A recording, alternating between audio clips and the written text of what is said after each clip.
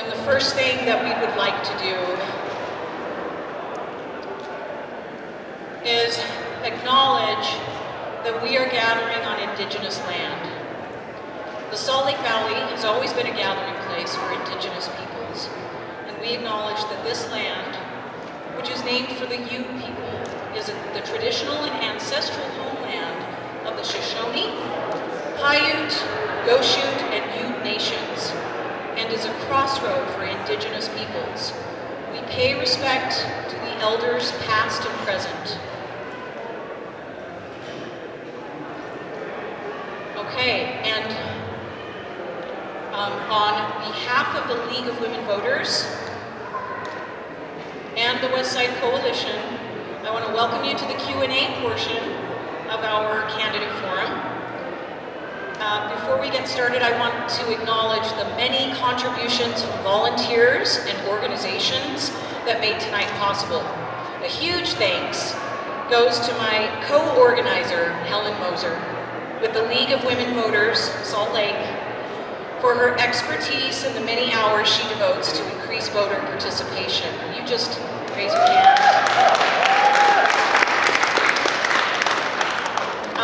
I also want to thank the members of the Westside Coalition Board, especially our executive committee, for helping out and making this possible.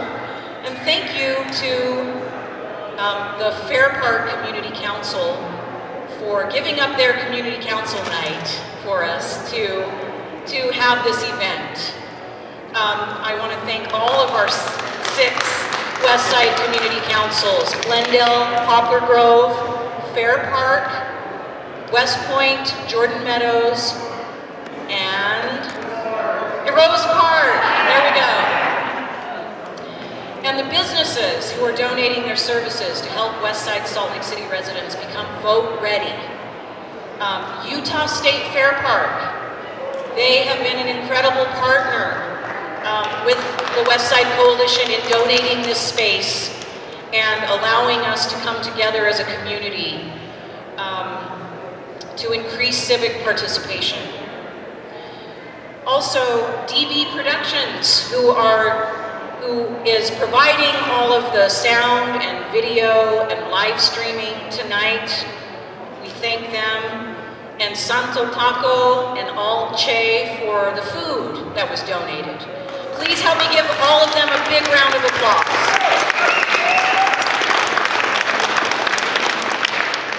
So tonight, our goal is to provide some information about the candidates and their positions on issues that matter to Westside voters.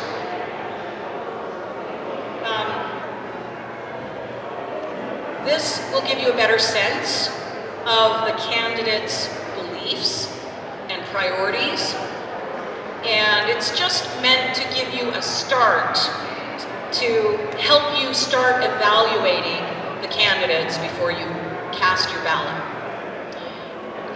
Okay, to accomplish this, we've asked Ben Winslow of Fox 13 to moderate our Q&A tonight. Ben Winslow is Fox 13's reporter on Capitol Hill, covering a wide variety of topics, including politics, polygamy, vice, and courts.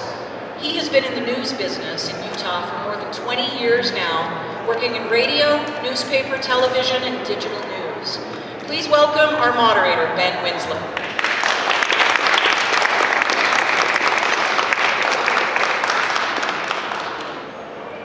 Hey, thank you all for having me. Hopefully you can hear me okay right here. So the format on this one is a little different than your typical debates, but it's sort of a lightning round. We want to get you to get to know the candidates quickly, address some of the questions, particularly that have been submitted, dealing with issues facing Westside communities. And so with this goal in mind, and to maximize the exposure you have to the candidates and races in a short amount of time, the League and the Westside Coalition have selected 7 races to showcase through moderated, these are timed Q&A discussions with these formats. This is fast and furious, just so that you all know. The questions we've selected for each race are based on issues that are important to these communities and within the scope of each position. With the exception of a modified Q&A, the number of questions are limited up to 4, with response time for each limited to 1 minute. In the event one candidate is unable to participate, they've modified the format, the empty chair policy, to ensure a fair, unbiased format for both candidates, to share their views on a couple of issues that will help voters distinguish between candidate positions. Now, with the aggressive timing of this, we do need everyone's help, candidates and the public, to keep us on track. I will cue you between races so candidates can move off the stage. We allow the next group of candidates to come up here and they can take their seats, and you get a little brief break. Bathrooms are downstairs if you need, just so that you're all aware. No campaign signs, banners, buttons, please, allowed here on the second floor. Candidates have been provided ground rules and guidelines in advance to ensure everyone adheres to the time allotted, as well as conducts themselves in a civil, respectful manner. We also ask that of you, the public, to keep the nonpartisan nature of this event. Please save your applause and cheering until the end of all of this. Refrain from engaging in conversations or other disruptions during the panel discussion. Make sure you silence your cell phones too, please. And of course, the candidates here are very willing to meet with you downstairs at their tables one-on-one. If there's questions, burning questions that you have and you didn't feel like it got answered here, feel free to go talk to them down there, get engaged. And of course, make sure you are registered to vote. That's really important. So let's go ahead and get started. And we're going to start here with the candidates that are here for the 2nd Congressional District. And we're going to start with you, Nick, and if you just don't mind stating your name. Nick Mitchell. Cassie EASLEY. All right. Chris Stewart was unable to be here, but there is a statement that has been submitted in advance. I believe Charlotte is going to read that. Okay, Congressman Chris Stewart has spent his life defending America. First as an Air Force pilot flying the B-1 bomber, and now as a member of Congress. Chris grew up farming on his family ranch with 9 siblings. He is a former business owner, national security expert, and fierce advocate of limiting government overreach. His record and military experience landed him on 2 powerful committees, the House Permanent Select Committee on Intelligence and the Appropriations Committee. Having an appropriator from Utah gives our state the best opportunity for input on federal projects that benefit our state and municipalities. Recognizing that suicide and mental health has risen to unacceptable levels, Congressman Stewart wrote, sponsored, and passed the Suicide Prevention Act, which created a 3-digit suicide hotline nationwide and has already helped over 150,000 people since its launch 75 days ago. Chris is a New York Times best-selling author, having written and published over 20 books. The greatest blessings in his life are his wife, Evie, 6 children, and 16 grandchildren.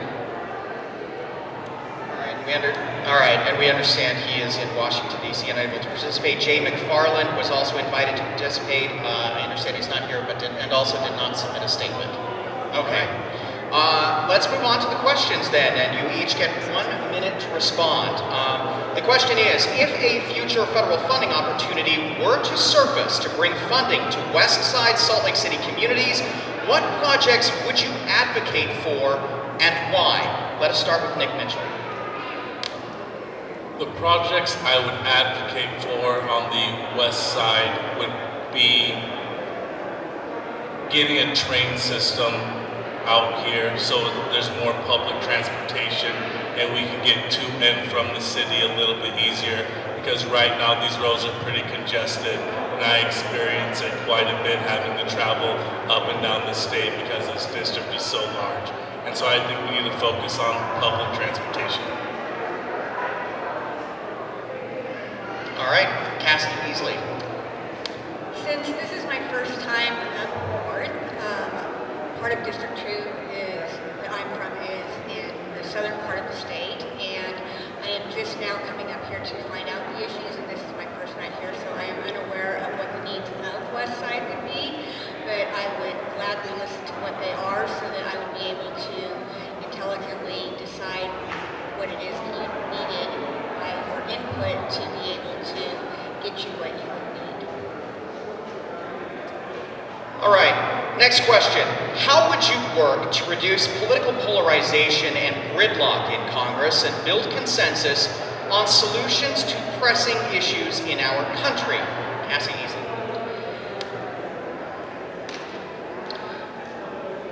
I believe that having someone that is neutral would be able to help break the deadlock that we have in our country, because the Republicans and the Democrats seem to be always at odds.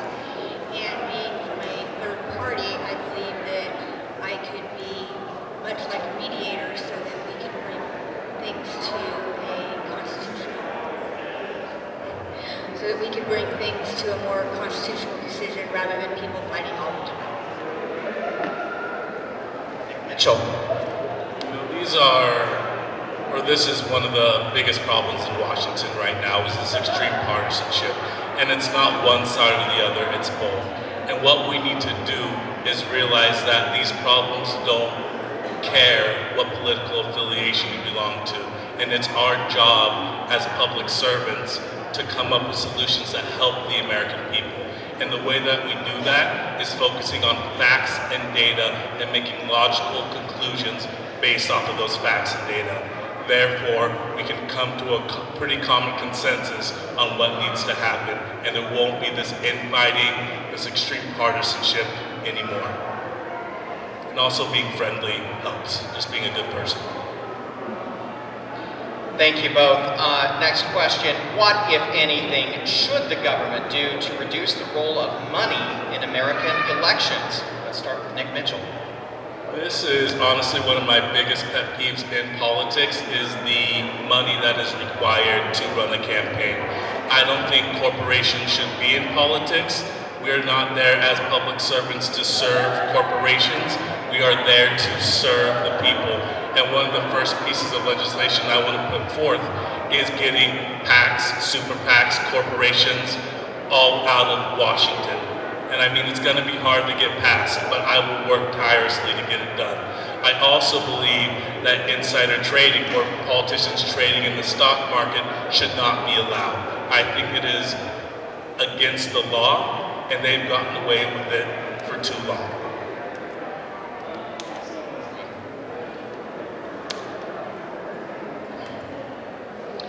So I agree with a lot of what he said. I do believe that when we have these political action committees and these big corporations giving money to specific candidates, it indebts them to these corporations, and the candidates would have an obligation to help pass legislation to do that. And I think that corporations and PACs and things like that really need to go away as well, so that the individuals that are running for office have a fairer playground than what we do have now, because we do not have the big money coming in, but we also don't have an obligation to people that are giving us big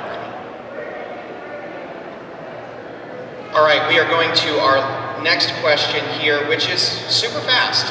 Yes or no? Just a one-word answer. Do you support the reduction of the U.S.'s dependence on fossil fuels and investment in renewable energy sources? We'll start with Cassie EASLEY. Question real quick. Of course I can. Yes or no, do you support the reduction of the U.S.'s dependence on fossil fuels and investment in renewable energy sources? That's hard because there's two sides to it, but I'd have to say no. Nick Mitchell. Clarifying question real quick. This is. I apologize, but this is the question that was submitted by the Westside Coalition. These are not my questions. These are questions submitted by constituents. Can you repeat it one more time for me? Of course. Do you support the reduction of the U.S.'s dependence on fossil fuels and investment in renewable energy sources? Yes, I support the reduction of the use of fossil fuels. All right. Last question here. You all made it through the lightning round here. Last question. we would just like to, yes, to kind of a get to know you. If there is a particular quote or something that you reflects your beliefs, values, or priorities, or in the alternative, is there someone who inspires you and inspired you to get into public service? 15 seconds for each of you. We're going to start with Nick Mitchell. Someone that inspired me to get into politics, who I have an extreme amount of respect for, is actually John McCain. He always did what was right for his constituents and for his people, and I have a great amount of respect for that, even when things would go against his party.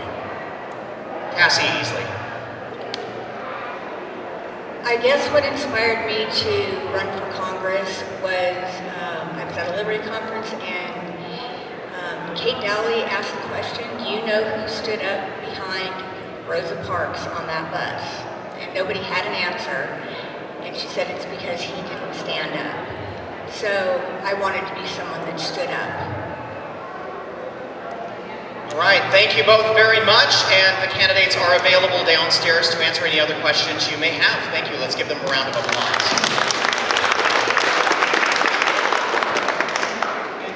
And we will take a brief break while we set up for the next candidates, which is House District 21, Sandra Hollins and David ATKIN.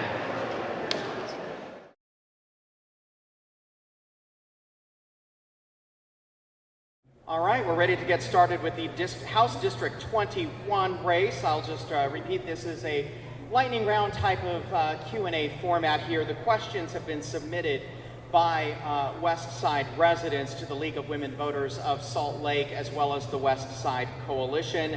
As you see, we have 1-minute answers on some of the questions, 30-second answers on others. These are our wonderful timekeepers, and like a good bar bouncer, they will enforce it. So, let's go ahead and get started, and I will begin by asking each of you to state your names. We will start here with you. I am Sandra Hollins. All right. Oh, could you repeat? David ATKIN. All right, sorry about that. Everybody please keep your microphones a little close so that everybody can hear. We're going to start with the first question, which is, what community project or policy that you've worked on are you most proud of, and why? And we're going to start with Sandra Hollins. Thank you. The community project, wow, gosh, I can't just pick one. The one I'm most proud of is probably the one with Neighborhood House. And the reason why I am proud of that is because I was able to bring close to $1 million back into this community that is going to support child care and also senior care. And so they were able to revitalize their community center. They were able to revitalize their daycare centers to provide more services for working families in this neighborhood. All right, David ATKIN. Truth is, I'm not a politician, never have been before. This is a new thing for me, so I guess my thing would be to clean up downtown and help the businesses, get the homeless away from the businesses so businesses can do business, and just kind of clean up the downtown area for the businesses, so people feel comfortable going down to Main Street again. And so we can have Salt Lake back the way it used to be, rather than the way it is now, which is not as good as it used to be. Thank you.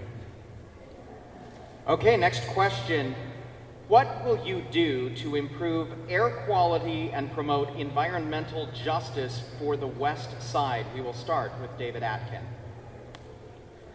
That's one I haven't really thought about. It's not the top of my mind. I've read a little bit about it, but it's not the top of my list of things to do.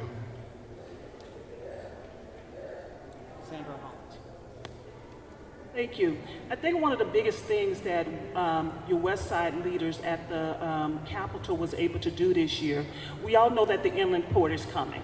we all know. Nobody likes it, but unfortunately, it's here. And so the only thing we can do at this point, one of the things we can do is try to mitigate it.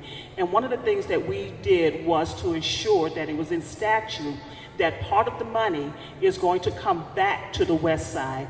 And there was conversation about it, but we wanted to make sure, we wanted to assure so that if we have, so that 10, 20, 30 years from now, that money is still coming back here and it's going to stay on the West Side and it could be used for environmental issues and to help keep our air clean and make sure we have clean water and soil. Okay, the next question. Do you feel that the state has overreached in limiting what local governments can and cannot do? In what areas would it be appropriate for the state to limit local government power? On this question, we will start with Sandra Hollins. Yes, I do believe that the state needs to limit getting involved in local government. I think the biggest example that we can see is what happened around COVID. And when the state stepped in and decided what local cities and counties can and cannot do, that should have been their decision to make on how that money is, well, not only how the money is spent, but the laws and the policies that are made around COVID.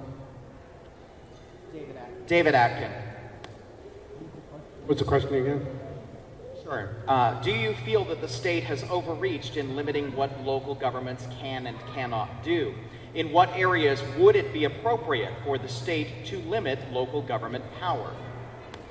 I honestly think the state needs to limit local government power in the areas of private property and what people can do with their property without having city involvement telling them what to do with their property. They paid for it, they bought it with their money, the city didn't have anything to do with it, and they shouldn't have anything to do with what they do with their property after they get it. Yeah, that's about what I have to say on that. All right. Let's move on to question 4. What do you think the role of a state legislator should be in ensuring that the Utah Inland Port is successful? We're going to start with David Atkin on this one. Well, I think that we need to spend some time meeting with the people that are running the inland port. And I know it's a business deal, and yet a lot of people don't like it, and a lot of people do, just like everything else. I think we need to meet with the people that are going to be running it and find out what their views are on it. Then we can compare it to what the state needs it to do. And we should help them direct it in the direction that will most help the state and the people on the West Side. Thank you. Sandra Hollins.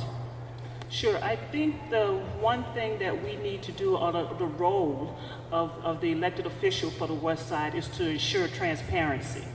I think that is the number one thing. I think West Side residents want to know how that money is being spent, what is being spent on. They want to know what is happening out there and how this is going to affect our community. And so for me, I think my biggest part would be to assure transparency, which I have called for with the Inland Port Authority. So that's my biggest thing. And also supporting policy, but also trying to stop policy that's going to have a negative impact on the West Side when it comes to the Inland Port. All right, we've come to the final question of this lightning round of a candidate Q&A, and we'd like to just get to know you a little bit. Could you please share either a quote that reflects your beliefs and values and priorities, or maybe someone who inspired you to get into public service? 15 seconds, please, and we'll start with Sandra Hollins. Sure. Oh, wow. I have a lot of favorite quotes. I'm going to start with the person who inspired me to get in was former Representative Jen Seelig. She was the person that came to me and noticed that I was very active in the community and stated that I should think about getting into politics, and so I did. I have a lot of favorite quotes, but I want to... Time is up. Thank you very much. But David my time is up. My biggest reason for entering politics was I'm not a politician. I'm a business person, and I believe that the state and the feds get in people's business too much, and they need to stay out. We need some people to help them do that, and that's me. Thank you. All right. Give our candidates a round of applause. Thank you both for participating. The candidates, of course, will be available downstairs to answer any questions that you may have, that didn't get asked. And we're going to take a brief break, and then next we will have the House District 25 candidate Q&A with Rebecca Ibsen and Angela Romero. All right, let's go ahead and get started with the House District 25 debate. Thank you all. I'm just going to repeat really quickly so that everybody knows. Bathrooms are downstairs. This is a lightning round Q&A, so it's a little bit faster format. Questions have been submitted by Westside community members to the League of Women Voters of Salt Lake, as well as the Westside Coalition. Everybody gets about 1 minute to answer their questions. Otherwise, unless we say it's like a 15-second or a 30-second type thing, depending on the format here. You as the audience, you've all been great, but please hold your applause until the end. And we're going to go ahead and get started here. I'm going to first ask you to start to state your names, and we're going to start with you. Rebecca Ibsen. Closer? Okay, Rebecca Ibsen. Hi everyone, my name is Angela Romero. Okay, first question. What community project or policy that you've worked on are you most proud of, and why? Again, what community project or policy that you've worked on are you most proud of, and why? We're going to start with Rebecca Ibsen. There's a project that's going on in West Valley City called Operation My Hometown, and I've been a part of that. I volunteer my time teaching piano lessons, and I think it's a really great opportunity for people who can't afford lessons. So I'm really pleased that I am able to do that and help my community in that way. Angela Romero. Thank you, Ben. Myself and Dr. Daniel Mendoza, he's an atmospheric scientist, we have been working with Salt Lake City School District to identify air quality. And what we did is we wanted to measure air quality not only outside of the buildings, but inside the school. And so that is a community project for us. And so what we're doing with that data is providing information to Salt Lake City School District and to other schools about air quality in schools and about better ways to filter the air, but also ensuring that kids aren't playing outside when the air is dirty, because as you know, on the west side, the air quality is not the same here in Salt Lake City or even in West Valley. The further west you go, the dirtier the air is, and so that is a project that we've been working on because we want to ensure that our kids are breathing clean air. Thank you both very much. Next question, what will you do to improve air quality and promote environmental justice for the West Side? We are going to start with Angela Romero. Thank you, Ben. As I mentioned, myself, Senator Escamilla, and Representative Hollins have been working with Dr. Daniel Mendoza, who's an atmospheric scientist up at the University of Utah. We were able to secure funding for air monitors on our tracks line. So we were measuring air quality based off of that. We also worked with him to ensure that when we were looking at the inland port, we had air monitors. We were also measuring water, and we were also looking at sound and light pollution. And so these are some of the projects we've been working on, as well as we helped Steve Candy get some electric buses and some air monitors on those electric buses, because those air monitors are going to help us identify what pollutants are out there and ways to tackle air quality here on the west side, because as I mentioned, the air we breathe is dirtier than the other parts of the city, and with the inland port coming around, I have really big concerns. Rebecca Ibsen. This is something I really haven't thought about a lot, but I'm willing to do research and look at what some of the options might be to work with my fellow legislators and see what can be done, and also with the community leaders to try to find the best options of things that can be done to help protect our air quality and our environment. Thank you. Thank you both. Third question, do you feel that the state has overreached in limiting what local governments can and cannot do? In what areas would it be appropriate for the state to limit local government power? We're going to start with Rebecca IPSON on this. Yes, I do believe that the state has overreached some of the things. I think there's a lot that needs to be controlled at a local level, that if it can be done at a local level, it should not be done at a state level.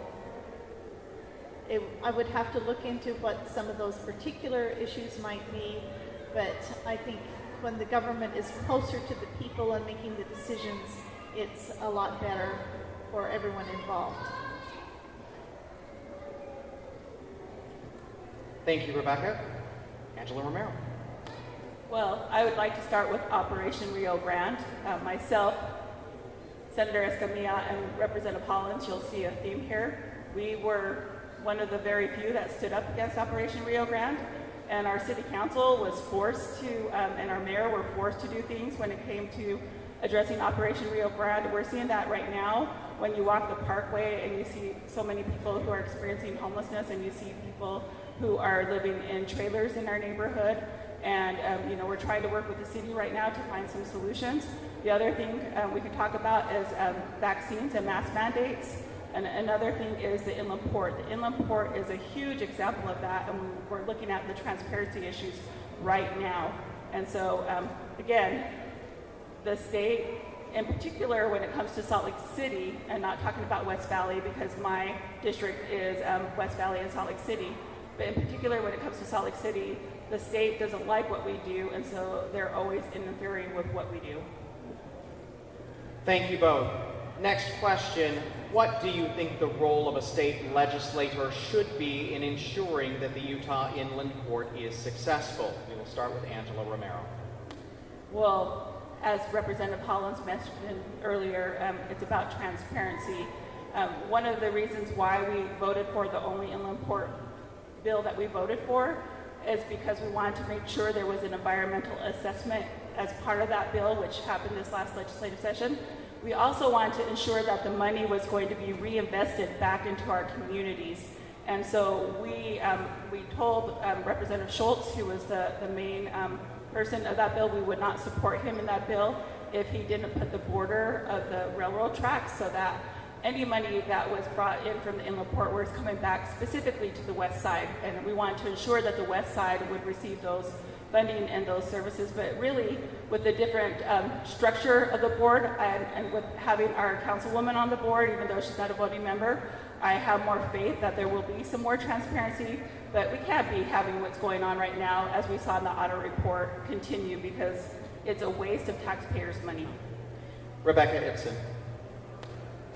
I think I probably agree with Angela on a lot of these issues regarding the inland port.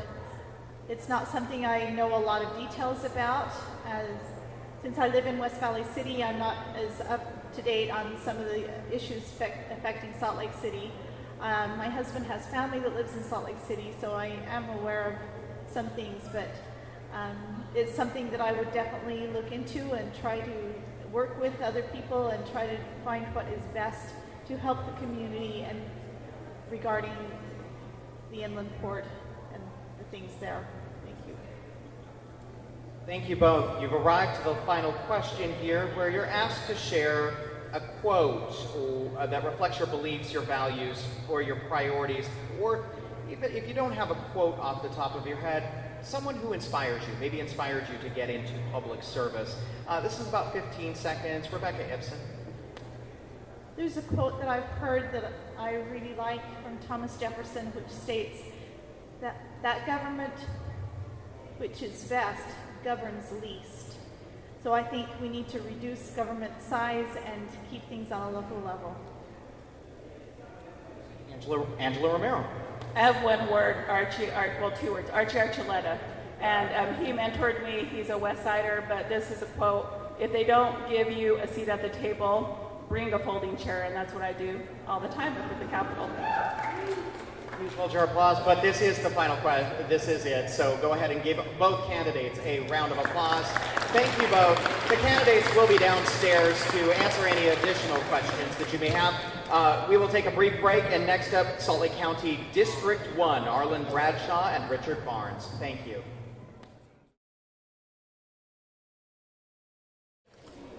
All right, we are going to get started with the Salt Lake County Council District 1 race between ARLYN Bradshaw and Richard Barnes. For those of you who are just joining us, the questions have been submitted by Westside constituents to the League of Women Voters of Salt Lake City and the Westside Coalition. This is a Q&A format where the questions are up to 4. In this case, we have a few questions here, 2 questions. They are limited to response to about 1 minute. And let's see, in this particular race, due to the empty chair policy, the League and Westside Coalition have opted for a modified format. Candidates have been provided the 2 questions and asked to provide a response, plus share a quote. And so we are going to begin with these questions. I'm going to read the questions because we have a videotaped response from ARLYN Bradshaw, and then we will, of course, ask the same questions of Richard Barnes. But the first question will be, what will you do or are you doing to address the affordable housing crisis in Salt Lake County? What actions would you take to make these solutions more equitable throughout the county? The second question being asked of both candidates, how could you manage growth responsibly given the limits of our natural resources, i.e. water, airshed, sensitive ecosystems, and open space? And finally, a quote that reflects your beliefs, values, or priorities, or maybe someone who inspired you, maybe to get into public service. We are going to start with the videotaped responses provided by ARLYN Bradshaw and then proceed to ask these directly to Richard Barnes. So in the county's most recent budget process, I advocated and voted for $27.5 million in federal American Rescue Plan dollars to go to housing. $20 million of that was for the Housing Trust Fund to expand the number of affordable housing units. $6 million was for affordable units for those who are unsheltered with high medical needs. And another $1.5 million was to expand the Green and Healthy Homes initiative that benefit our low-income neighbors. The county still has tens of millions of these federal dollars available, and I'm committed to advocating more of these dollars be dedicated to the affordable housing crisis. This funding is a unique opportunity to create transformational change around our housing challenges, and I'm committed to making that happen. Additionally, I believe in equitable zoning that makes housing affordable and available across the region rather than heavily concentrated in select neighborhoods. And we need to also have a focus on ensuring density and opportunity around transit access. Responsible growth requires all levels of government to work together to plan for our future. We need smart, comprehensive water policy and air quality initiatives, not just in Salt Lake City, really not just in the county. It needs to be statewide, and we need to work regionally across the Intermountain West. I believe we should continue to devote resources to protecting our watershed in the Wasatch. We, of course, need to preserve the Great Salt Lake and protect sensitive ecosystems, and, of course, continue to improve our air quality. Additionally, our parks and open spaces are critical for quality of life for our residents and preserving the habitats for our local ecosystem. I've been a champion for preserving critical natural areas, and I will continue to push for preservation of open spaces and expansion and improvements of our public parks. I believe the county should explore doing another round of parks and open space bonds because we are at a critical juncture where we must preserve dwindling open space to ensure future generations will be able to enjoy a strong quality of life in our valley. So I love that we were asked for a quote that is always in the back of my mind as I'm making policy decisions. Actually comes from former Vice President Hubert Humphrey, and it goes, "It was once said that the moral..." All right, now we will pose these same questions to Richard Barnes, who is here with us. So, Mr. Barnes, what will you do or are you doing to address the affordable housing crisis in Salt Lake County? What actions would you take to make these solutions more equitable throughout the county? Good evening. I would let the free market prevail. One person works harder than another to earn housing, let them have the housing, not based on someone else's decision. I've been speaking with the homeless people directly. One thing we can do to address homelessness, let's have camps with about 100 each and charge $3 per person per night to provide water, a tent space, maybe use some of the parking lots at night with a designated space in them. Let's do low-cost, self-sustaining things, and we shouldn't have Salt Lake City shouldering it alone. Where are the places in Mill Creek, the homeless shelters, Draper? Let's have it for everybody. Take care of your own homeless. Don't send them here for us to take care of. And let's expand tourism. That is our #1 industry, so we have jobs, so people are not unemployed. Thank you. Next question for you, sir. How can you manage growth responsibly given the limits of our natural resources, i.e. water, airshed, sensitive ecosystems, and open space? 1 minute. We live in an area, the Great Basin, before the coming of European settlers, had about 30,000 people in it. We're attempting to accommodate probably well over 2 million in this area. Let's keep the density down. I like living in Rose Park with our lower density than other parts of the city. I want to maintain that as a low, R1 type area, single family dwellings. I like our bus system we've got. They finally got decent numbers on it so you understand where they're going with a great route. I think that's going to make our part of the community an excellent place of choice to live, with the routes going nonstop to the U. Tourism is real important. If I weren't here, I'd be over at Comic-Con helping with Kids Heroes and many other community projects. Let's support the arts. Thank you. All right, and lastly, sir, can you share a quote or that reflects your beliefs, values, or priorities, or maybe somebody who inspired you? Maybe somebody who inspired you to get into public service. 15 seconds, please. Scotland forever. From the Declaration of Abro. For as long as but 100 of us remain alive, never will we on any conditions be brought under English or any other tyrannical dominion. It is in truth not for glory, nor riches, nor honors that we are fighting, but for freedom, for that alone, which no honest man gives up but with life itself. Declaration of Abro, April 6, 1320. Thank you. Thank you. Let's give our candidates a round of applause. Mr. Barnes will, of course, be available downstairs to answer any additional questions you have. Thank you very much. We'll take a brief break. Salt Lake County Council at-large CB is up next. Suzanne Harrison and Richard Snellgrove. Thank you. Hello, everybody. Can you hear me? No. Oh, there we go. Better? Yeah, all right. Hello, everybody. I'm Dan Strong. I'm the president of the Westside Coalition. I live in Rose Park. Those of you who were, well, everybody was downstairs earlier, and maybe you saw our passports. And if you went through the process and got those initialed and turned them in, we have them here in this box. During the breaks, we're going to draw 2 passports out, and those 2 people will win a $50 gift card. So hopefully you fill out your passport. I'm going to shuffle them up and draw one out here. Drum roll, maybe? All right. Ooh, ah. Shuffling, shuffling. Make sure we do it fairly. Okay, that one fell out, so that's the one. Show us your hand. What's that? Show us your hand. This is Nate Brown. Nate Brown is the winner. Nate Brown. Is he here? He didn't put an address, so if he's not here, I might have to draw the next one. Okay, we're going to draw the next one. Unless anybody knows Nate Brown, okay? Next up, Annette Richards. Annette? You're here? Okay.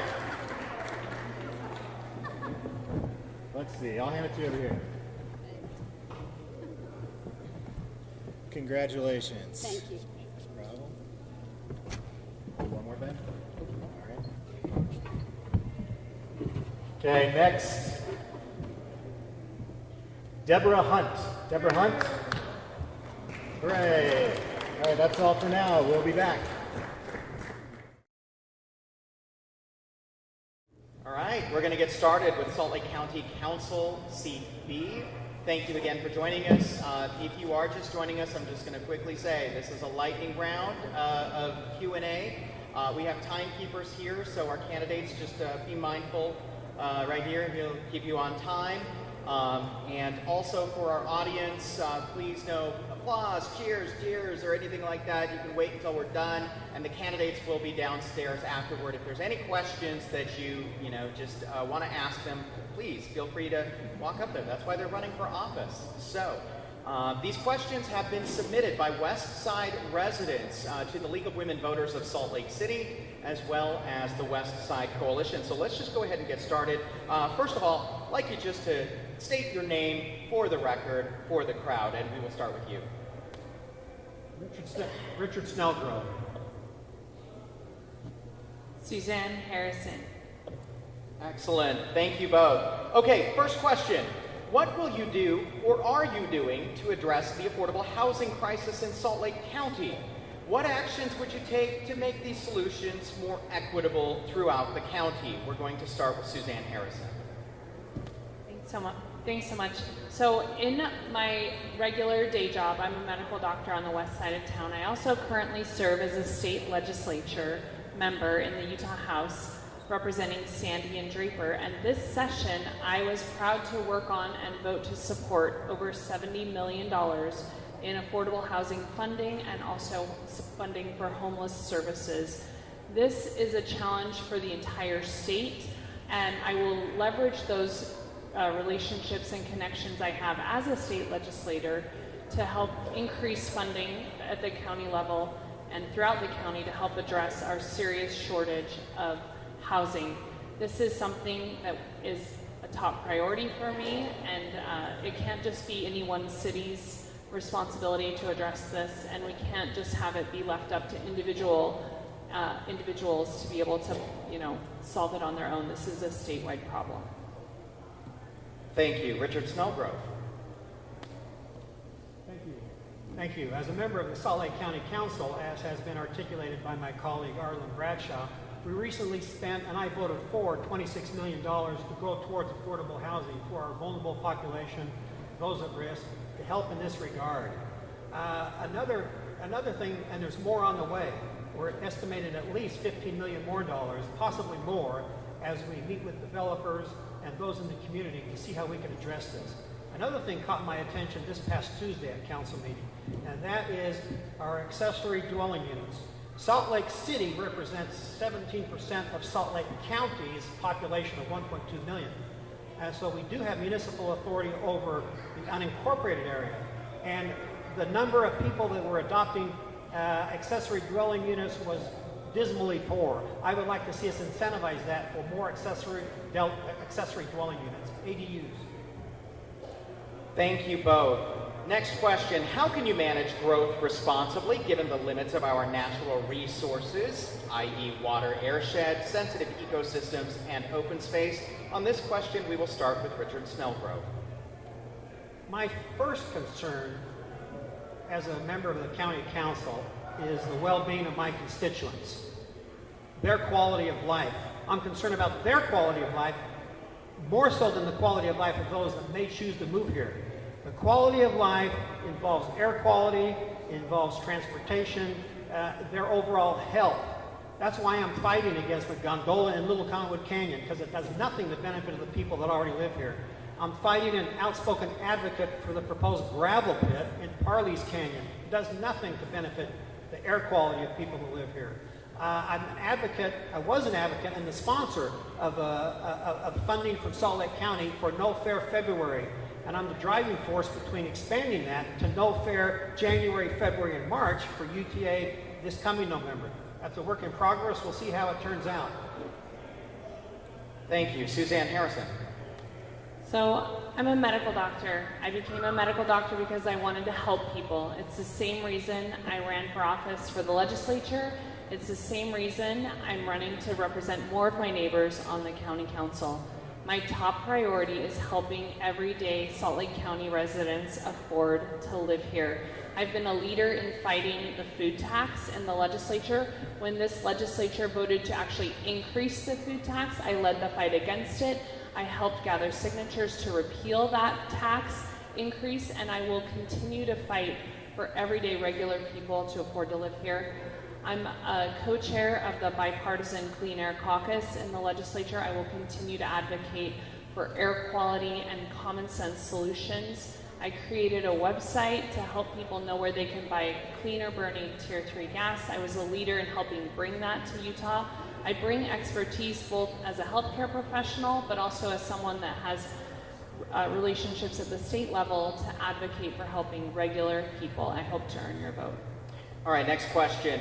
What role should the council take in addressing the huge increase in the homeless population in Salt Lake County? What initiatives would you promote to address homelessness? We're going to start with Suzanne Harrison.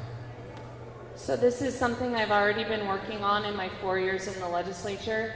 Homelessness is a huge challenge, and it can't just be Salt Lake City's problem or South Salt Lake's problem. It is something the whole state needs to work to do. I was proud to vote for a bill this year to make every city in the county have to come to the table to help work on the problem together so that no one gets a free pass to not help.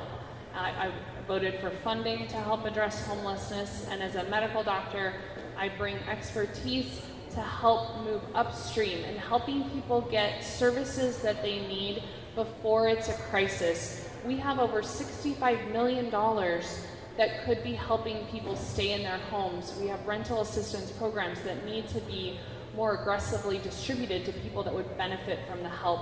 I will continue that work as your county council member and help regular people afford to live here, stay in their homes, and help our unsheltered brothers and sisters get care. Richard Snellgrove. Sadly, that is a problem, the homeless crisis situation. It's been with us since biblical times, and it's wrong.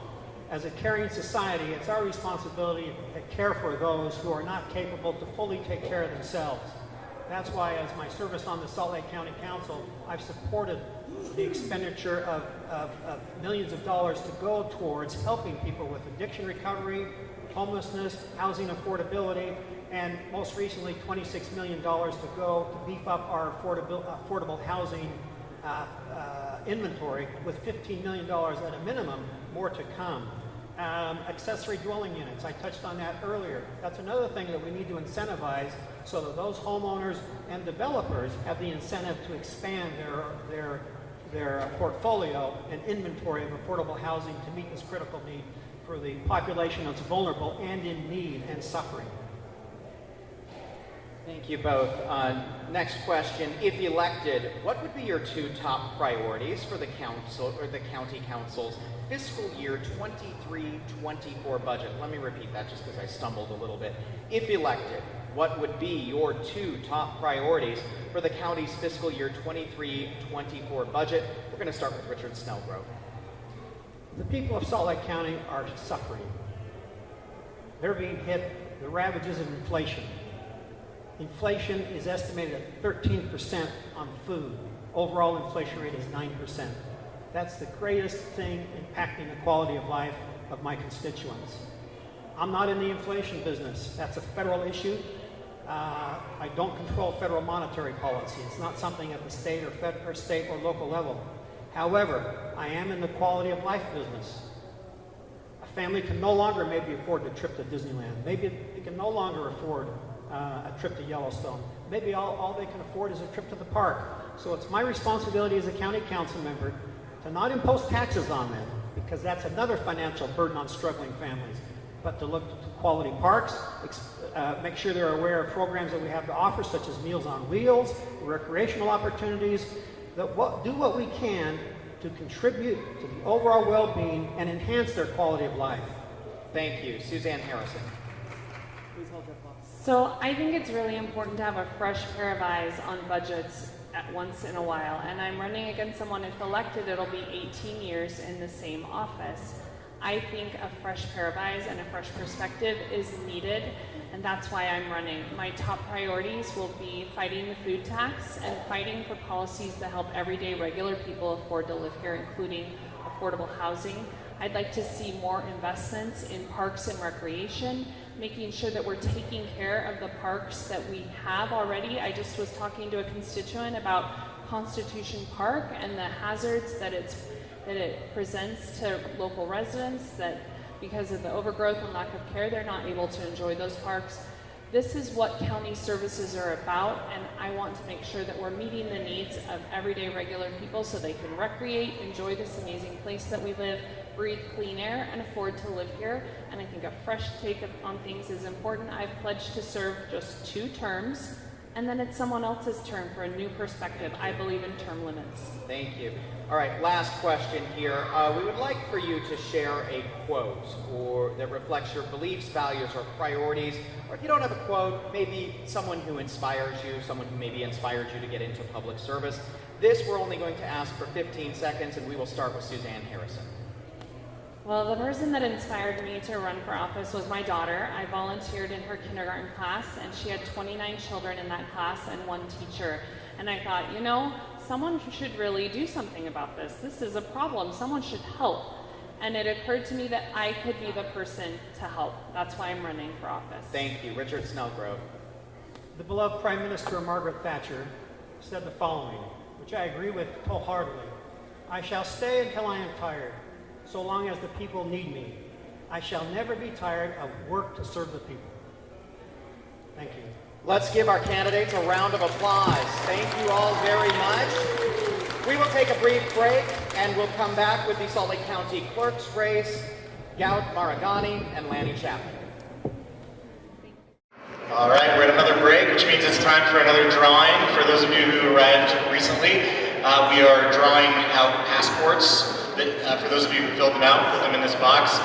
The winners get a $50 gift card. So you have to be present to win, I think is the standard we're going with. So that's a motivation to stick around, right? So I'm going to shuffle them up.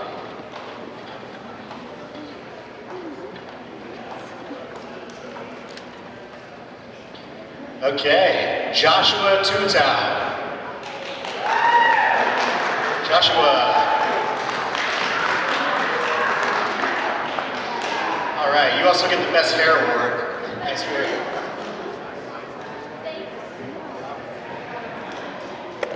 Okay, we got one more for this break. Kate Williams. Kate Williams? Anybody know Kate Williams? Okay, we'll go to the next one. Natalie Thomason? All right, that's all for now. Congratulations to our winners. All right, thank you all again for joining us. This is the Salt Lake County Clerk's candidate Q&A. Just again, a quick recap. We do have a focused and fast format here. Candidates are limited to 1 minute in their response unless we say it's like 30 seconds or 15 seconds. The questions have been submitted to the League of Women Voters of Salt Lake and the Westside Coalition by Westside residents. So candidates, these are your constituents who are asking these questions, and we are going to go ahead and get started here. I'm going to start with the first question here, which is, what would you do to increase access to the ballot for all citizens of Salt Lake County and boost voter participation? We're going to start with Gout Maragani first. All right. Okay, well, I think I come at this from a different perspective because I have a private sector, military sector, and public sector background. And I do think there's a lot of value in trying to get more voters involved in more parts of the process. So in terms of getting more voters to vote, I think the clerk's office could do more to get information out there and to increase the number of ballot drop boxes. but I also want voters to get more involved in the process itself. So I'd like to see, one of the things I want to do is to put out a poll watching schedule at least 2 weeks before we process any ballots, because I think this is more than just having voters vote. I want you to actually be invited into the office to understand the different processes that we go through and the different types of things that we do. Because I think democracy isn't just about voting, it's about you having an engagement with the government and a continuous engagement over time, and all of my proposals are aimed at that. Thank you. Lanny Chapman. Thank you so much. First and foremost, I want to say thank you to the Westside Coalition and the League of Women Voters and all you amazing people here in person and online for taking part in this. That's part of what's so important, and having people have access to the ballot, to have their voices heard. Starting in 2016, we began to be primarily vote by mail. That has increased the access and ability for our Salt Lake County residents to have their voices heard, and we've just continued to see more and more people participating and engaging in the process. And I look forward to making sure that that legacy of equal access to the ballot, both through in-person voting and our vote-by-mail system, stays intact. Thank you. Next question. What methods of voting do you support and why? And on this question, we will start with Lanny Chapman. 1 minute. I support both in-person voting and our vote-by-mail system. Statutorily, that's what we're allowed to do. It's safe, secure, it works. And I want to make sure that we continue to have our community, all eligible voters, have the access to have their voices heard in their community on local issues, on state issues, and on federal issues. I want to make sure that that continues to stay safe and secure. Thank you. Gowd Maragani. Well, I also support both vote by mail and in-person voting.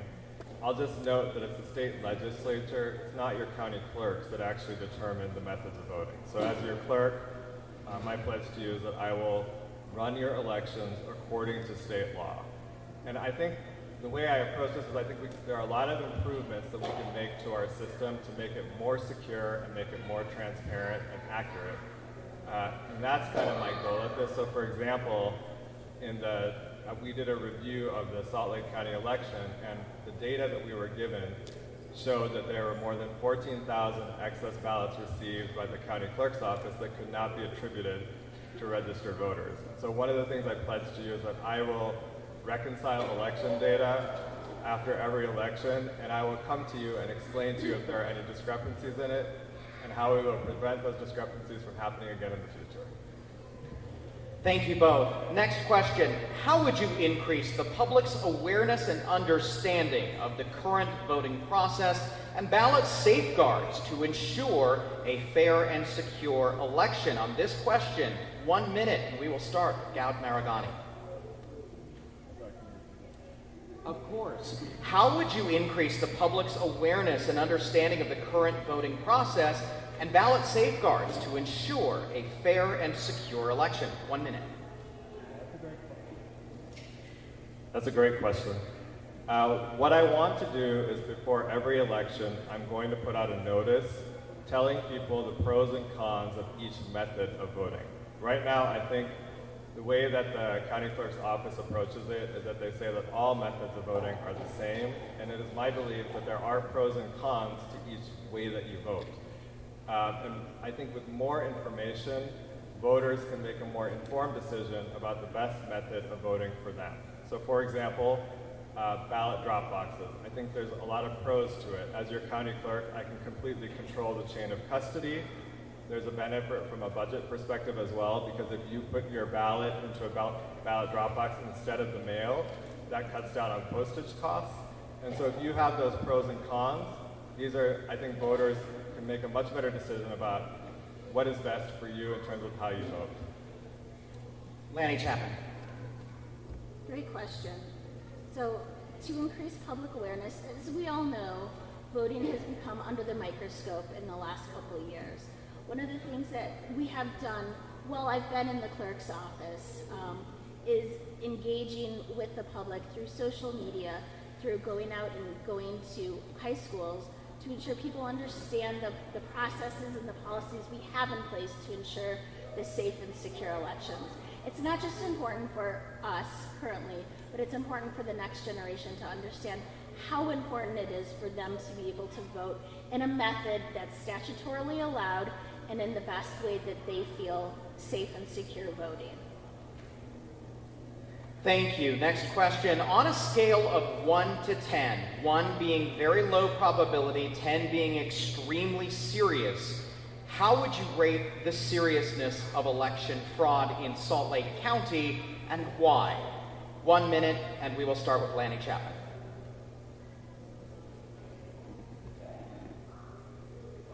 So, the election fraud, is that what you're asking? Yes. On a scale of 1 to 10, 1 being very low probability, 10 being extremely serious, how do you rate the seriousness of election fraud in Salt Lake County and why? Thanks, Ben. It's extremely low, 0 to 1. The reason being, we have logic and accuracy tests that we do before every single election. We audit every single election. The public's allowed to come, view, inspect while we're doing the process. And after every single election, the Lieutenant Governor requires us, and we like to do an audit to make sure that things are running the way they should be running, and we'll continue to do that. Gowd Maradani, 1 minute. Of course. Of course. Repeating the question, on a scale of 1 to 10, 1 being a very low probability, 10 being extremely serious, how would you rate the seriousness of election fraud in Salt Lake County and why? I mean, I think that I led a review of the Salt Lake County election system and how it was run in 2020, and we did not find fraud. So it is my view that there is a low probability of fraud based on at least that review of how the election system was run. I'll just note, though, that there was an attorney who used to work in the district attorney's office who wrote an op-ed in the Salt Lake Tribune, and she said that she used to represent the county clerk's office, and she said she used to see up to 10 cases of fraud every single election. So I think that it's low, but there are still improvements that we can make to our system, because you don't need fraud or failure as a predicate to make improvements to the system. You should be continuously improving your system and making it better, more secure, more transparent, and more accurate. Thank you both. Last question here. We'd like for you to state a quote that reflects your beliefs, your values, or priorities, or maybe name someone who inspires you, someone who inspired you to get into public service. This is a 15-second response, and we're going to start with Gowd Maradani. Okay. I was once told that there's no such thing as a stupid question. And that's how I operate. I'm a compliance attorney, and I constantly ask questions. And I believe that people should be able to ask questions of people running for office. You should be able to ask whatever you want. You should be able to ask questions of your government officials and elected officials. And that is how I will approach being your county clerk. Thank you. Lanny Chapman. So John Adams once said that I must study politics and war, that my sons may have liberty to study mathematics and philosophy, and that their sons can study commerce and agriculture, and the rights to study painting, poetry, music, architecture, sanctuary, and porcelain. That's so important to me because what we do today will impact our children and future generations. Time. Thank you very much. Let's give our candidates a round of applause. Thank you. We're going to take a brief break, and next up, the Salt Lake County District Attorney's race with Danielle On and Sim Gill. Okay, we are at a break, which means it's time to do our drawing. These are now our last 2 gift cards of the night. So if you fill out your passport, I have it in this box, and I'm going to draw out 2 of them. You have to be present to win, all right? Here we go.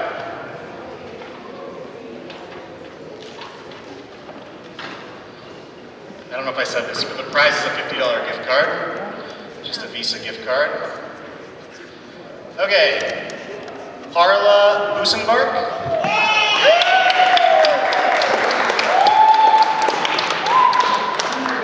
I say it right? All right, last one. So much anticipation. Who will it be? Kevin Silver. Kevin!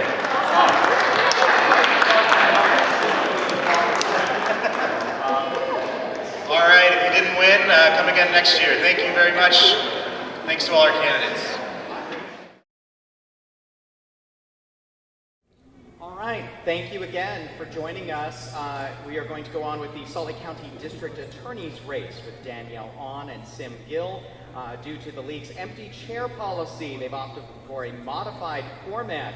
Candidates were provided 2 questions and asked to provide responses plus share a quote. Sim Gill is not here tonight but did submit a video response. I'm going to read the questions first. You will see the video response, and then of course the same questions are given to Danielle Ahn here. The first question, 2020 and 2021 have seen a spike in violent crime that does not seem to be diminishing much even as the pandemic ends. With disparate impact on Westside communities, how would you reduce violent crime? The second question being, how do you plan to address the issues of recruitment, training, and retention of experienced attorneys in the office given the current high vacancy rate? And then lastly, a quote that reflects your beliefs, values, or priorities, or someone who inspires you, maybe someone who inspires you to get into politics. We will begin with the videotaped response by Sim Gill. Hi everyone, my name is Sim Gill. I am the Salt Lake County District Attorney. Sorry I couldn't be there in person, but I did want to answer some of your questions. The first question was about the rise in crime from 2020 to 2021. In Salt Lake County, the overall crime went down from 101,000 cases to 94,000 cases. So there's actually been a decline in crime overall. However, there has been an increase in some violent crime. That increase in violent crime in Salt Lake County has been by 4%, or roughly about 266 additional cases. But to put it in its proper context, keep in mind during the same period, the violent crime rose by 35% in Utah County, by 40% in Cache County, by 66% in Tooele County, and by 14% in Davis County, and 11% in Weber County. So 4% increase is actually proportionally very small for the size that we are, but that is still not good enough for me. So we will continue to work with law enforcement. We will continue to work with our partners to make sure that we can assist them to bring violent offenders to task and to hold them accountable. And we will continue to focus on making sure that we have an empty jail bed at the county jail, because the best deterrence to violent crime is having an empty jail bed. Thank you. So the second question that I was asked is about the ongoing concerns about retention and qualified individuals working at the DA's office. This is unfortunately a reality that is impacting post-COVID all of government in this country. There's roughly 650,000 people, government employees, shortage across county and state government. And in a district attorney's office across the country, there's been a shortage both in large offices and small offices. So the focus really is to make sure that we are market competitive. Hi, the third question I was asked is, what is a favorite quote? It's from Lincoln. Paraphrasing Lincoln, he said that the proper role of government is to do for the individual what they cannot do so in their personal capacity. And what that means to me is that public institutions matter. I believe in the inherent goodness of people, and I believe in the inherent goodness of public institutions to make a positive change in people's lives in our community. All right, now we will pose the same questions to Danielle Ahn, who is here. 2020 and 2021 have seen a spike in violent crime that does not seem to be diminishing much, even as the pandemic ends. With disparate impact on Westside communities, how would you reduce violent crime? 1 minute, please. Thank you. So it's very simple. What we need to do is we need to end plea deals with repeat violent offenders. We need to give a voice back to victims by reforging our relationship with the police. Doesn't mean that you don't hold the police accountable, but it does mean that we work hand in hand with our law enforcement partners. Ultimately, I am a public safety official, and so is my opponent. There is no excuse for the 46% increase in homicide over the past 4 years. That's a 16% increase increase above what is what has been nationally experienced in that same time frame. My opponent mentioned that there's been a decline in criminal cases and violent cases. Well, there's been an increase in violent crime declinations. My opponent refuses to enforce the law. He's implemented de-prosecution policies. These de-prosecution policies have led to an increase in violent crime, specifically in homicide. We've seen that time and time again in the data. If we want to see a change, we need to hold criminals accountable whenever crime occurs and we have the probable cause to bring forward the case. That is the role of the prosecutor, and if they are not doing their role, then the rights of the victims are not being heard. Thank you. Thank you. Next question. How do you plan to address the issues of recruitment, training, and retention of experienced attorneys in the office, given the current high vacancy rate? 1 minute. So there are two reasons that an attorney might want to join the prosecutor's office. One reason is because they want to put bad guys behind bars and they want to make sure that the right things are being done and they're holding criminals accountable. The other reason is because they get experience. Right now, Sim Gill has dedicated the vast majority of his budget towards training prosecutors on plea deal negotiations rather than getting them the training that they need in litigation and trial preparation. So people are leaving the office because they're not getting the experience and the career growth that they want. Second of all, he has a policy that says you shall not maintain or bring charges against a defendant that you subjectively believe, subjectively is my input, that you believe is innocent regardless of the evidence presented. That is a policy that cannot stand and must be eliminated if we want to see recruitment and retention change.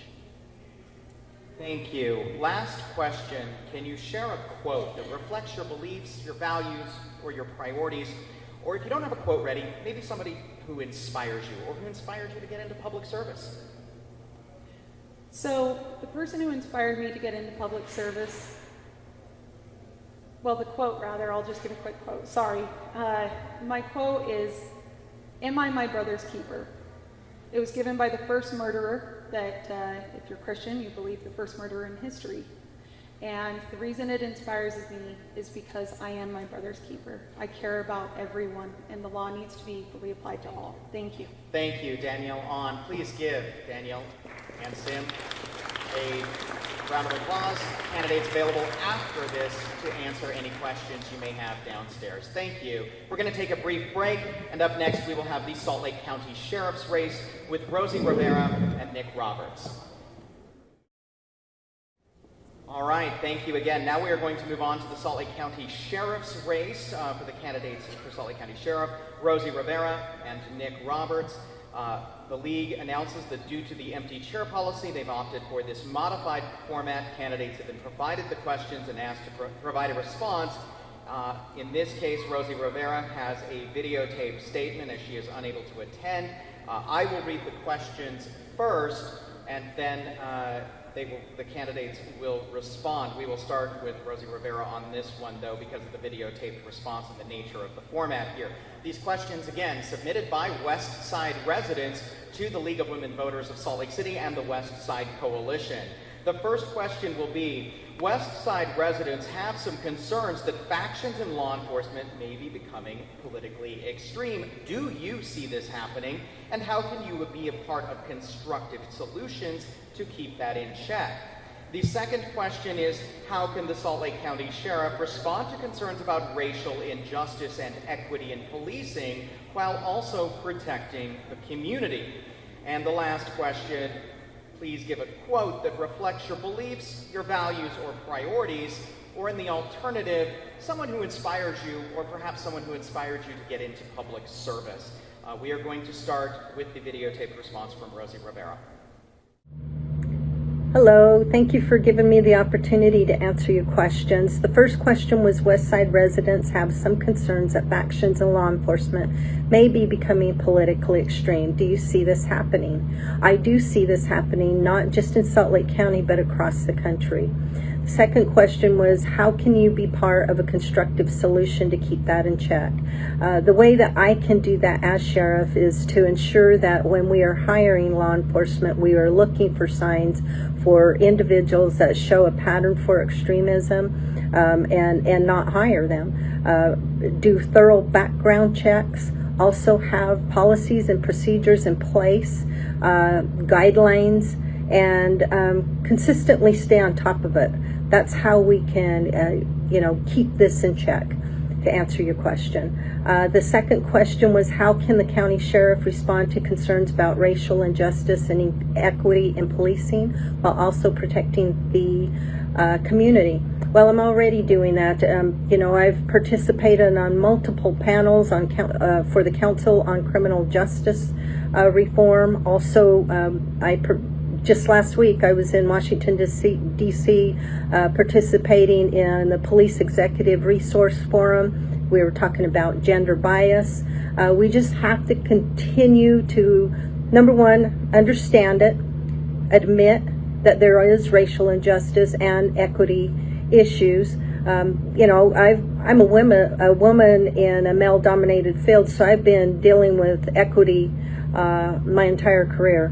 So I do understand that, but we have to keep the conversation going, participate, listen to our communities, understand what our communities' needs are, and then train our law enforcement. There are many different types of training. We're already doing de-escalation trainings and bias trainings and understanding our communities, but we have to consistently keep looking for training for that. I know I only have 2.5 minutes, so I'm going to rush through this last one. It says that give a quote that reflects your beliefs, values, priorities, inspires you. Really, the one quote that I have focused on is Ruth Bader Ginsburg. Her quote was, "Fight for the things that you care about, but do it in a way that leads others to join you." And that really is what I have been doing all along. I'm trying to lead the way, but I'm doing it in a way that I get others to join me in leading the way for what is right. Being a police officer, we work for the people, and we have to ensure that all people are treated fair and equitable. Thank you for giving me this opportunity. We will pose these same questions to Nick Roberts, who is here with us.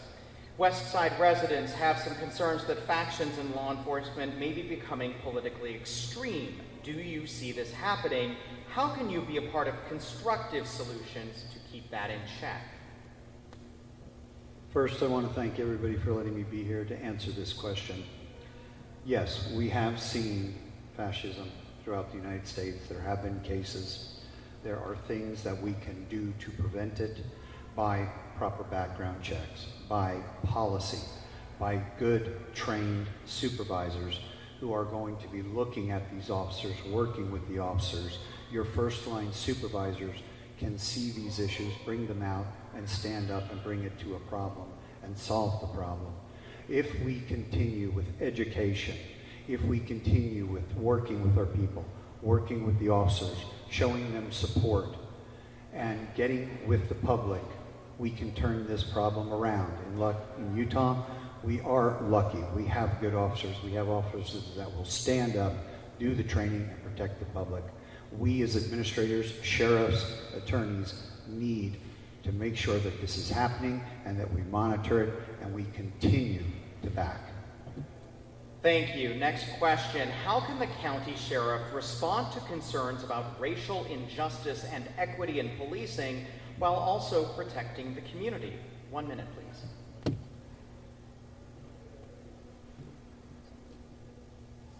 Okay, here we go. All right, thank you. One of the things that we can do to get better equality is understand that every individual has a racial bias. It could be you don't like a mustache, you don't like a beard, you don't like the color of my hair, you may not like a particular persuasion. We have to get by that. We need the training, we need the effort, and we need to bring these officers in and continue the training. Not just what is mandated by the state of Utah and the police academy. The state has put new restrictions on us. We need to take that further. We need to do better training. We need to get in with our groups, and we need to hire more minority individuals. I have several officers on my shift, and I thank every day for them.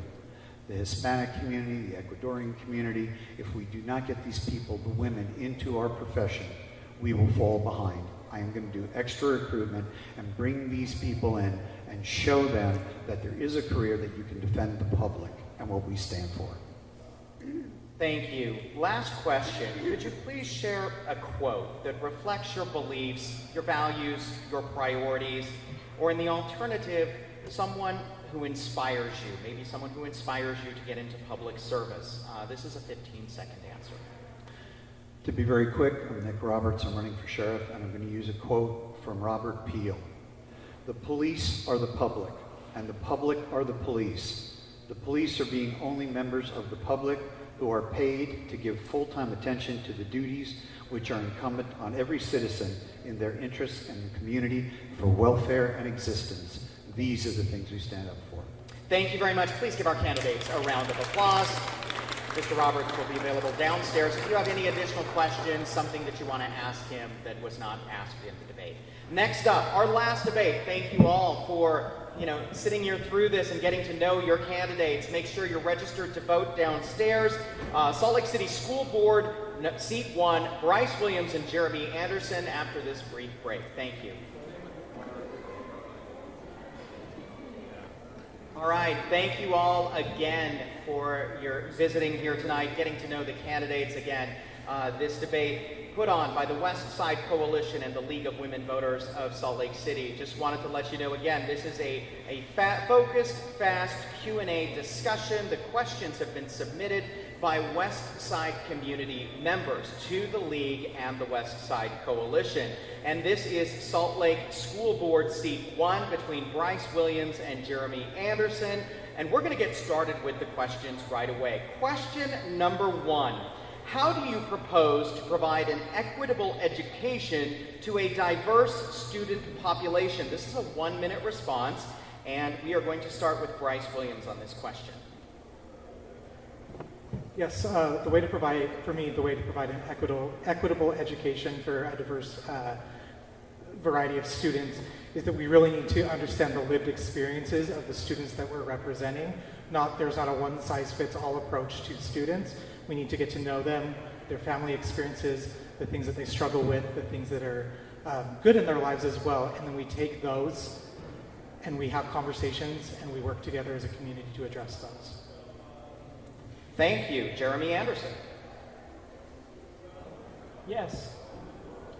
In order to provide an equitable education for diverse students, we need to ensure that every student is getting the curriculum that they need to succeed in our world and in our economy. And it's very important that as we provide that education, we be connecting with the local community and with the families. And similar to what Bryce said, we need to involve the families. We need to make sure that we are tapping into the individual experiences of the students. Thank you both very much. The next question, how can you recruit, support, and retain teachers in West Side schools? This is a 1-minute response we seek of you. We're going to start with Jeremy Anderson. One of the most important ways that we can recruit and retain teachers is to really help them succeed with their students. And to do that, we need to strengthen our families in the district. We need to be connecting through the school board with local organizations and communities to support families so that our students can really succeed. Because until we connect with these families and strengthen them, we'll continue to see many of our students struggle and fail at school.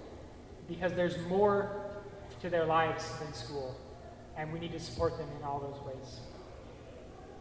Thank you. Thank you. Bryce Williams, 1 minute.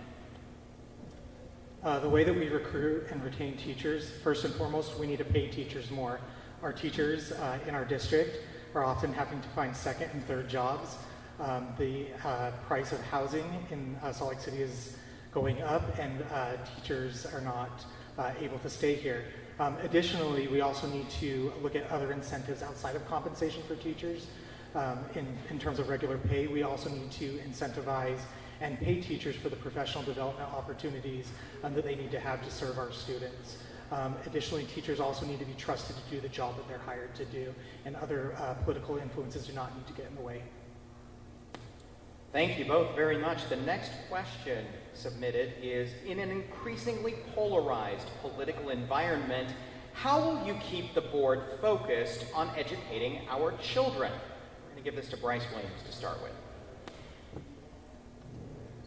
Yes, there's definitely polarization in school boards, in the Salt Lake City School Board.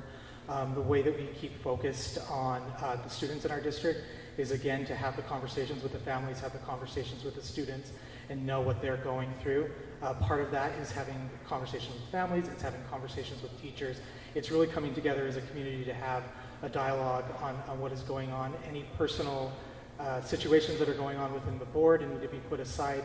We need to trust educators to provide the best quality education for our teachers, or for our students. We need to trust our teachers and just come together as one, not to buy into the situations or politics within the board. Thank you. Jeremy Anderson, 1 minute. We need to build strong local relationships. It starts with building relationships with our constituents, with the people that are in our areas as board members, and then it extends to building relationships on the board so that we know each other, we know our differences of opinion, and we respect each other, and we can use our differences to strengthen our district as a whole. There is strength in diversity, but we have to know each other and have mutual respect before we see that strength. And so the way that we resist the very strong political forces in our nation right now is to strengthen those relationships at the local level. Thank you. Next question submitted by Westside residents. What experience do you have related to the public school system? We're going to start with Jeremy Anderson, 1 minute. So my experience with public school system has been somewhat unique. I was homeschooled growing up, and I spent some time in high school in some public school classes. I was astounded. I loved my teachers. I had amazing teachers. So I almost became a teacher myself, but ended up studying education policy instead. I love education. I love learning and teaching, and I love seeing the development of the young people as they learn and they grow.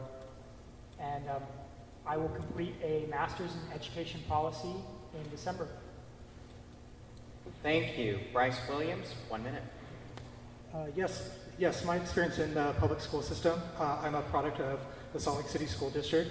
I attended local schools here in the precinct I'm running to represent, including Backman Elementary, Northwest Middle School, and West High School.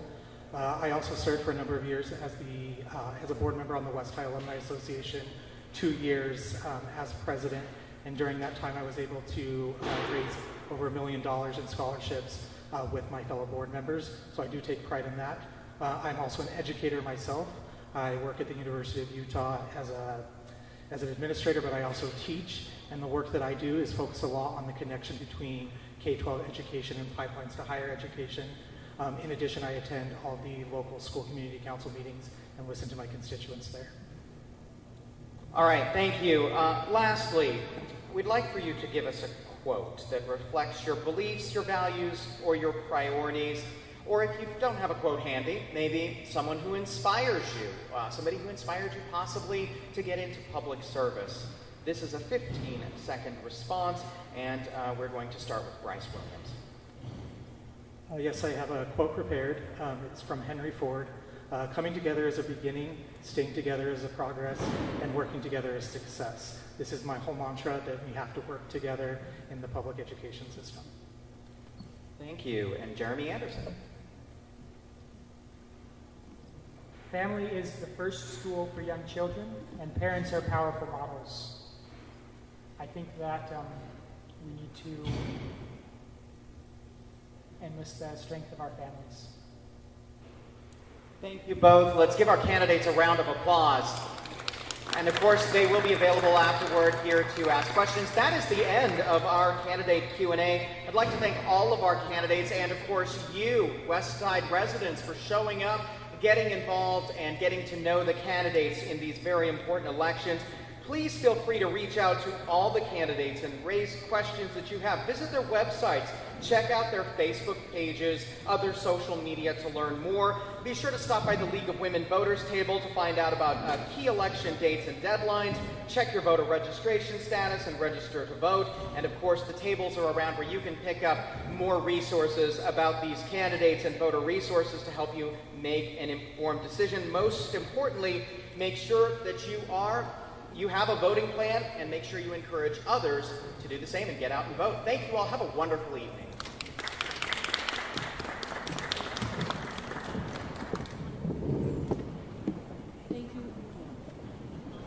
Thank you all for coming tonight, and thanks to everyone who made this this evening a success. I think having community members come and learn more about the candidates and engaging with the candidates is a wonderful thing. So thank you to our candidates, to Ben Winslow for moderating, to the League of Women Voters and the Westside Coalition and all of our businesses that help sponsor this event, and the Utah State Fairpark. So travel safely, and what? Oh. Good night.